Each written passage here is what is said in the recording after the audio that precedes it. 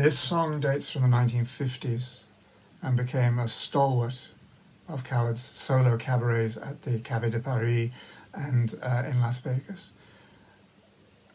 When I first sang it, I suppose I was about 14, and I thought it was a very funny song about old people.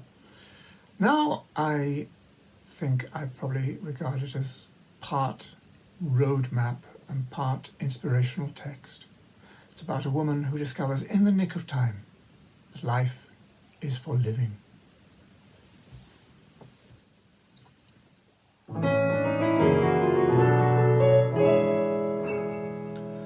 I'll sing you a song, it's not very long, though its moral may disconcert you, of a mother and wife who most of her life was famed for domestic virtue. In a bijou abode in St. Barnabas Road, not far from the Esher bypass, lived a mother and wife who most of her life let every adventure fly past.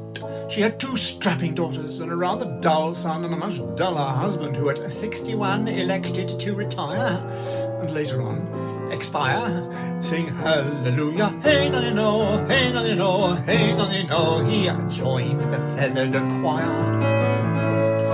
On a wet afternoon in the middle of June, they all of them came home soaking, having laid him to rest by special request in the family vault at Woking. And then, in the middle of the funeral wake, with her mouth full of excellent Madeira cake, his widow cried, "That's done, my life's at last begun." Sing hallelujah, hey nonny no, hey nonny no, hey nonny no. It's time I had some fun today, though hardly a jolly day, at least has set me free. We'll all have a lovely holiday on the island of Capri. In a bar on the Piccola Marina, life came to Mrs. Wentworth Brewster. Fate beckoned her and introduced her into a rather queer, unfamiliar atmosphere. She just sat there, propping up the bar beside a fisherman who sang to a guitar. When accused of having gone too far, she merely cried, "Funiculi, just fancy me, funicular."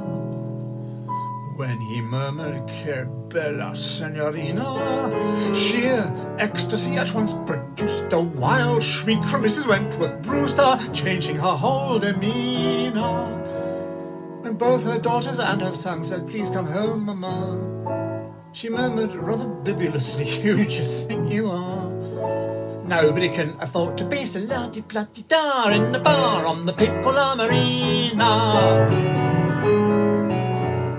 Every fisherman cried, "Viva, viva, and che ragazza." When she sat on the grand piazza, everybody would rise. Every fisherman cried, "Viva, viva, che bel inglesi." Someone even said, "Whoops a daisy," which was quite a surprise.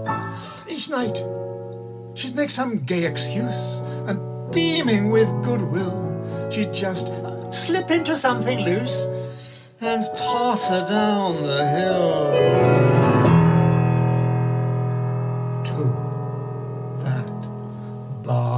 On the Piccola Marina, where love came to Mrs. Wentworth Brewster. Hot flushes of delight suffused her. Right round the bend she went, picture her astonishment. Day in, day out, she would gad about because she felt she was no longer on the shelf. Night out, night in, knocking back the gin, she cried, "Hurrah, funiculi, funicula, funic yourself."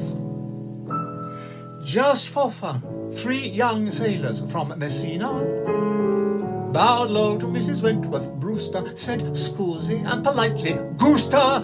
Then there was quite a scene. Her family, in floods of tears, said, "Leave these men, mamma." She said, "They're just high-spirited like all Italians are, and most of them have a great deal more to offer than Papa in a bar on the Piccola Marina."